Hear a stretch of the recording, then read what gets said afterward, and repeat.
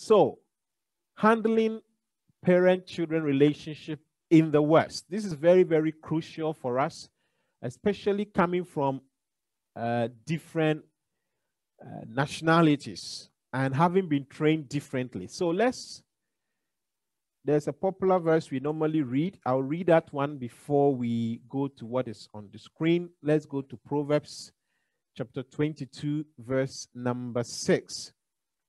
The Bible says that we should train up a child in the way he should go. And when he is old, he will not depart from it. That is parenting. Train up a child in the way he should go, so that when that child is old, he will not depart from it.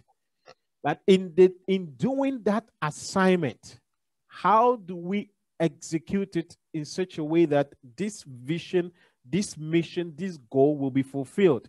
Let's go to Colossians chapter 3, verse 20 and verse 21. Colossians chapter 3, verse 20 and 21.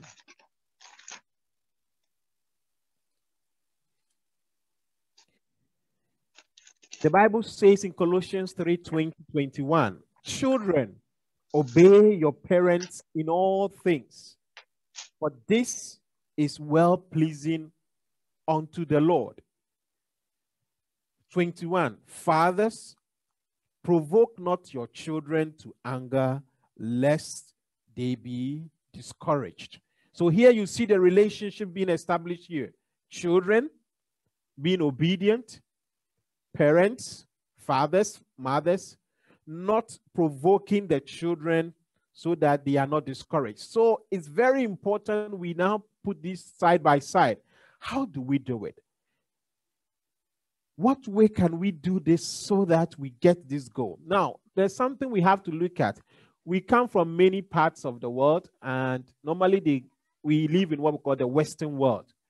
And most of us, we might have grown up from what we call the Eastern or whatever other part of the world.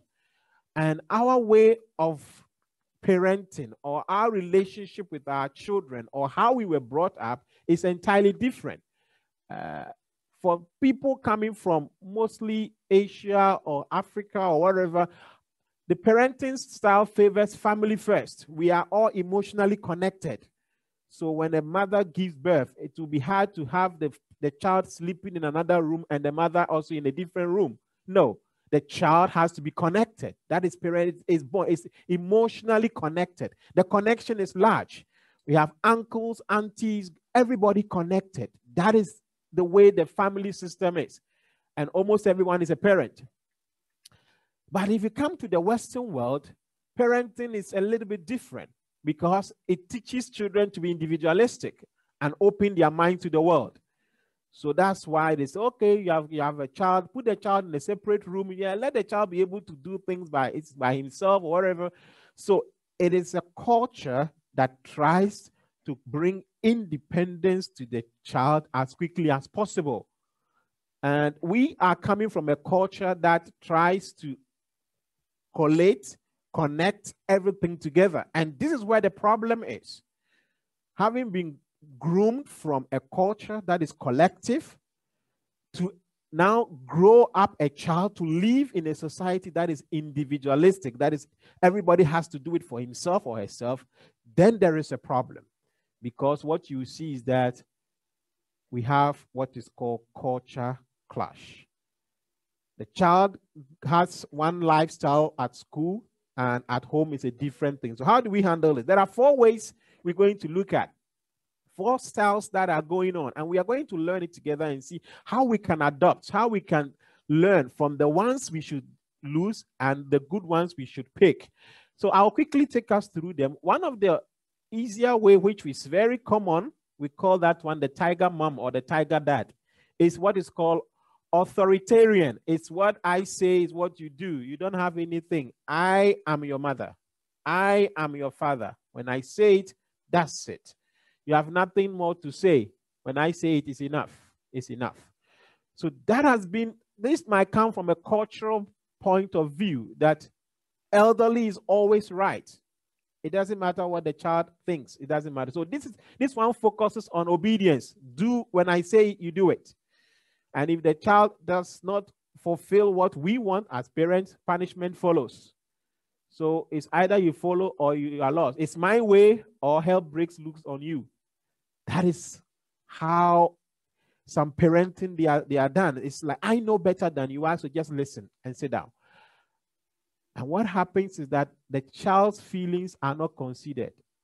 We just think they are children. They are not so smart. They are not so wise. So this has been a parenting style. Maybe it worked for us where we came from, but in this culture we find ourselves, when we adopt such a style, what you will see, what are the effects? The effects are that the children are likely to have what is called low self-esteem. They don't feel, they are always shy. They cannot go near people. They don't value themselves because they are always under pressure. And sometimes you see those children becoming hostile or aggressive.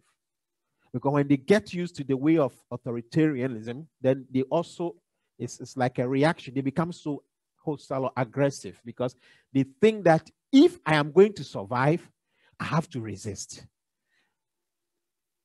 That is the style and the effect when it is all authoritarian. Parents, of course, there are places where you stamp your authority as a parent. But let's look at this and learn from it.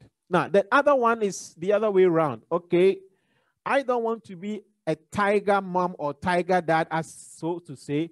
I just want to be a nice mommy, a nice daddy. So permissive, whatever the children do, let them do. You know, they will tell you, kids will always be kids. You know, they are children. You have to understand. They are children. They are doing the bad things. No, you have to know. No, in this Europe, children that are born here, sister, bro, children that are born here. So we find excuse, and rules are set, but they are never enforced. And children are so smart that they know that my mother will say it, but she will not do it. My father will say, so there are no consequences when they do something that is wrong. They don't feel anything. They just do it. So the children will learn with little interference from you. You are not involved. Just let them do. Well, they will grow up. As they are growing, they will learn. Well, where we read first, the Bible says, train up the child. We have a responsibility to train. If we do nothing, nothing will happen.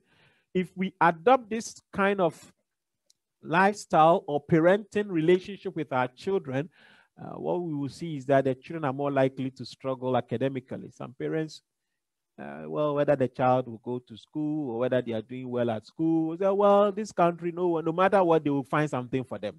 It doesn't matter. Even whatever be, they will find something for them. And when children live with such a permissive way, they don't also respect authority or rules, because they have not been used to obeying rules at home. They are not being used to respecting authority. And sometimes they carry that with them at school or at work, and it affects their life. So this is very, very important. Much as we are not to be authoritarian, the other side of just permissive way of doing things might not also work, brethren.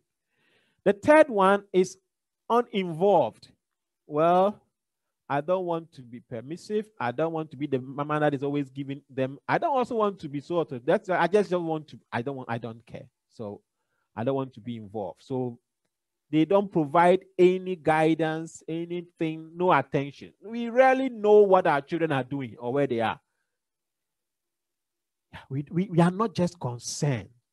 The other one is permissive, allows everything. But this one, the person just doesn't want to know. So they just expect the children to raise themselves. Some way, somehow, children will magically, they will learn, they will raise themselves. No. So they are not involved. They don't even know. Some of us, we don't even know the class our children are. We don't even know what they are doing at school. We only know they have gone to school, they have come back, that's it. Little, we are not just involved. We cover it up by saying, I don't know Dutch. No, it's not true, parents. If somebody had insulted you in Dutch, you would know it for sure. So that is no excuse. Because when we leave children like that, they are likely to struggle also with self-esteem, and they are going to perform poorly in life. Now, what should we do? That's what we call authoritative.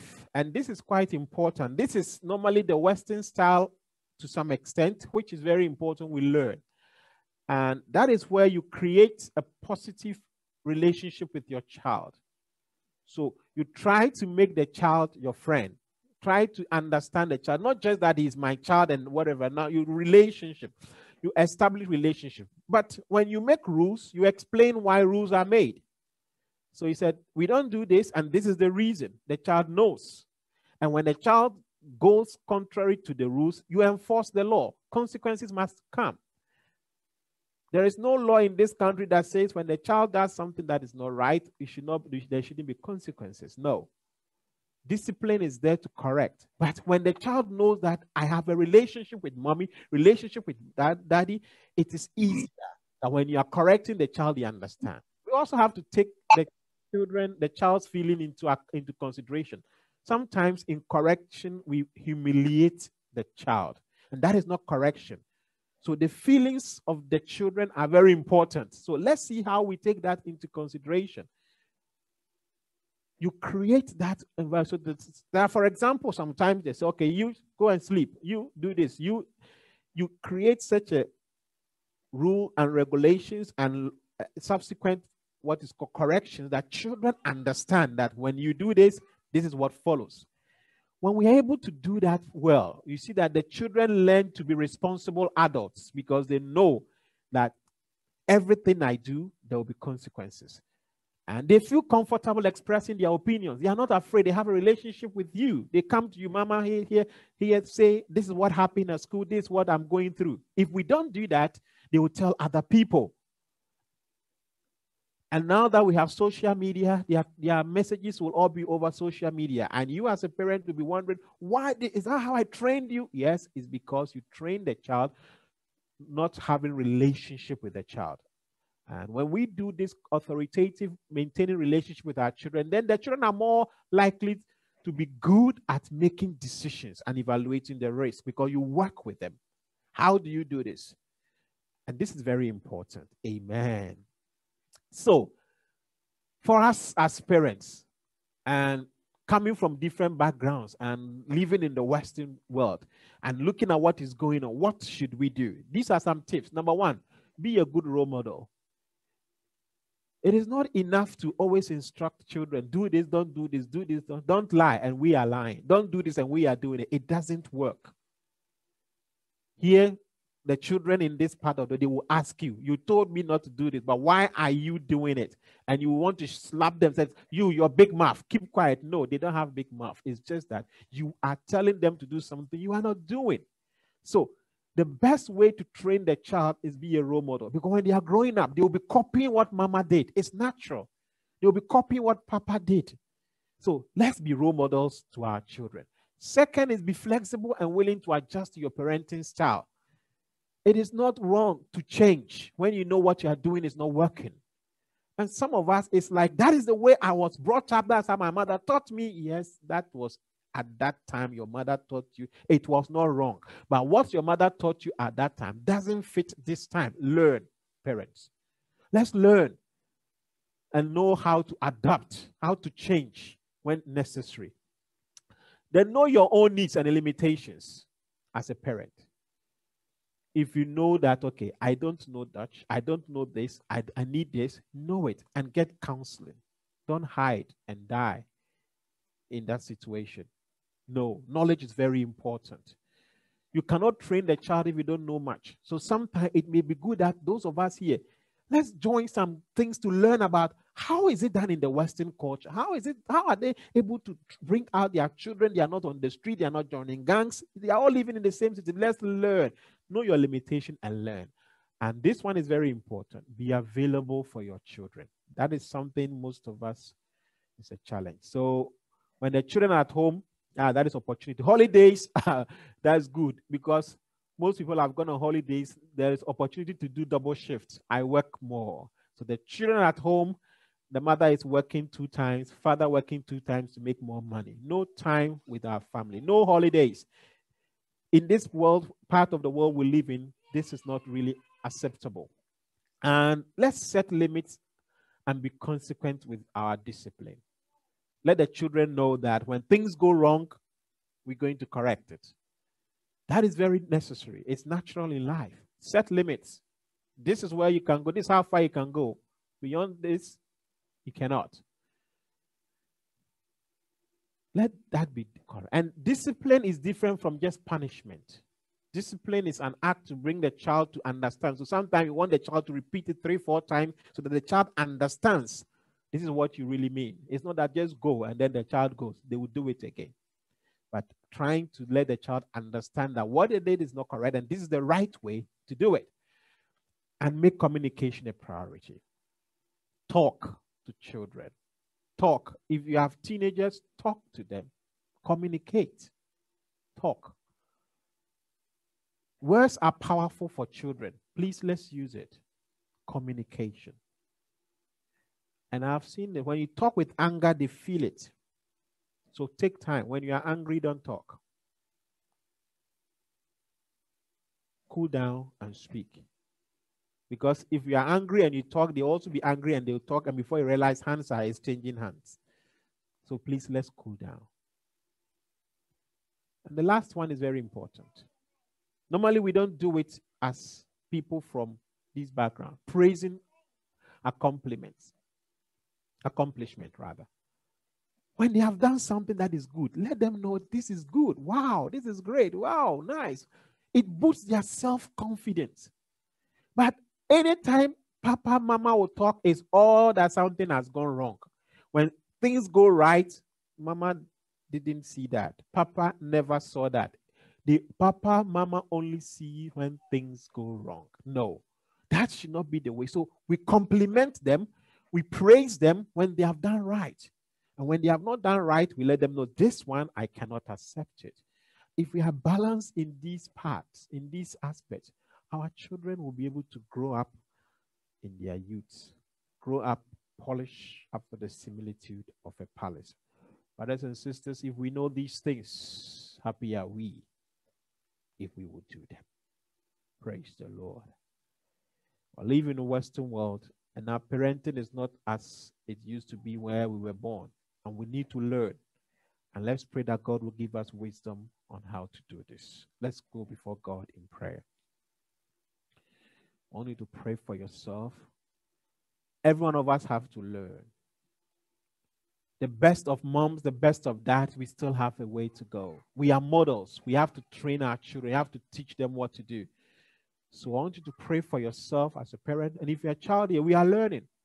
You will be an adult. If you are a youth here or a young adult here, pray for yourself. Because these things are real. God will help us. Ministers, let's pray for ourselves. How are we handling our families? Many mistakes might have been committed.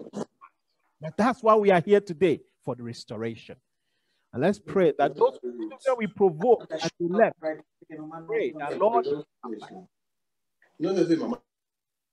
want you to pray, Lord, help me. Mother, Lord, help me. Father, Lord, help me. The Lord can help you, and the Lord will help us. That's why we are here today, for that correction. In Jesus' name, we have prayed. Amen. Amen. At this time, we would like to give opportunity for a question, 1 or 2 questions, if any, or perhaps our ministers have contributions that could help us, because a workshop, we want to learn from each other. So in the various regions, online, over here in Eindhoven, anyone with a question, please.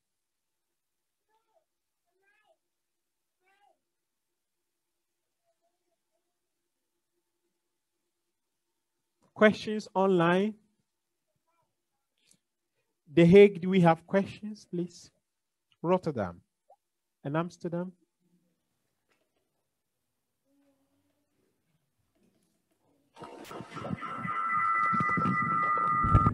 Okay. I'm Olumide.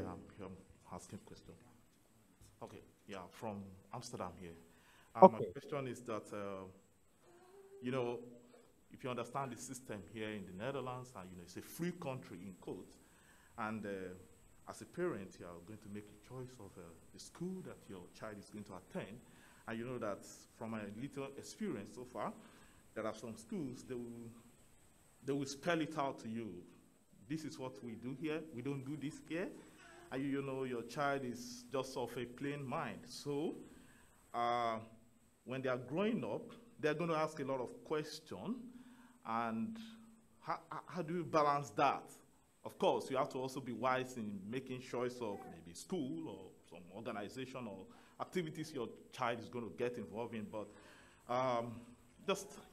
a general question of how do you try to also help them in such way, because they're going to mix with friends. Their teachers is going to tell them a lot of things going on in the society and all the like. Thank you.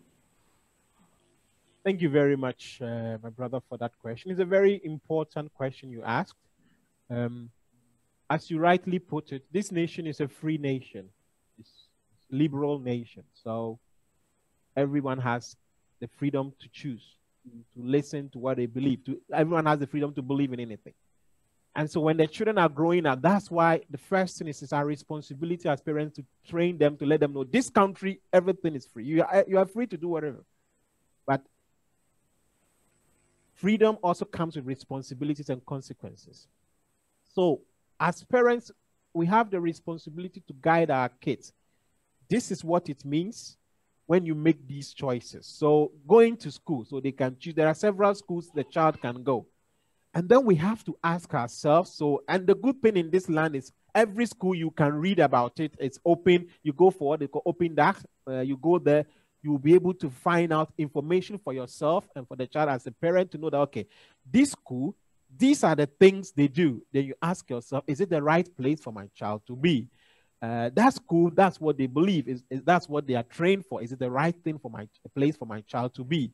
So you go for, let's open day, you shop around, then you get information for yourself and for the child, and then you sit down, hey, my child, these are the options, and each one we choose, these are the consequences. It guides us to make the right choices. We may not be able to change what the schools are going to do, but we have the freedom to choose those schools or not to choose them. And two, we have the power by God's grace to educate our kids on what is right and what is wrong. The good thing is that as far as people are free to choose, our children are also free to defend their faith. They are free to exercise their faith. And no school, no organization should belittle them for that or should discriminate them for that. So that is also a positive thing we can also use for advantage and say, hey, my boy, my girl, this nation is a free nation. You have the freedom to exercise the faith you have. You have the freedom to believe. You have the freedom to go along. When we always want them to feel as if the freedom is a negative thing for them, then they are pressured. But if we turn it around to let them know that you can soar on the freedom of the land, to exercise the grace of God in your life and to make impact in your life, in your generation. When we do that, these children will grow in the society, whether in the office or in their sports or wherever they go. They will understand that those people are free to do whatever they like, so am I free to exercise my faith. It is that confidence. It is that assurance. It is that faith we need to build in them whilst they are with us. Because what the world will throw at them, we have no control. But how they will react to the world, that is the nuggets we can give them. That is the power we can put in our children. And when we do that, it doesn't matter which society they find themselves. Light will always defeat darkness in Jesus' name. So, my brother, this is how we can help our young people, guiding them, looking at the options, making a choice that is good. If you know that going to that school is going to be very harmful because the school is known for many, many things, we don't choose it. We have the freedom to choose a better school. And wherever school they go, we should give them the mind. We should let them understand that they cannot get a heaven school on earth. Every school will have challenges, difficulties. These things are there. If we prepare their minds ahead of time, if we give them the tools ahead of time, they will face the world, but they will soar. Amen. I don't know whether it helps you, my brother. Any last question, please? Praise the Lord. Hello? Yes, please. I think there's also a question from The Hague. So let's take the two questions quickly, then we go. Yes, please. My question is about the culture and upbringing of your child. Actually, I'm noticed, like, for example, if here where we live, we have been taught to greet our elders, and for where we live, it's very difficult. Like, greeting is not part of their life, actually. So now my question is, how can you, as a parent, to balance both, like, the life of the people here and that of your child? Because we are used to greet, and for them here, you are not. It's not compulsory for you to greet, actually. Okay, thank you very much. Let me take the question from The Hague, then at least we answer that together briefly. Yes, from The Hague, please. So my question is,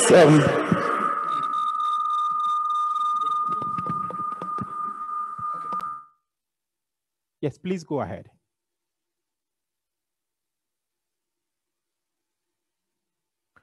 We cannot hear The Hague, please.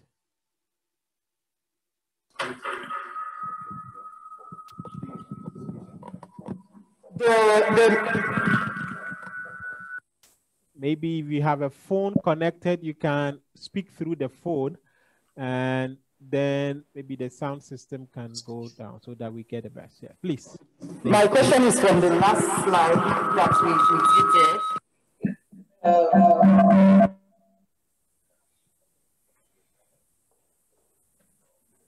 It's from the last slide that we tweeted.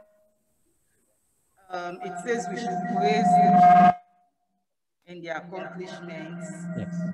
And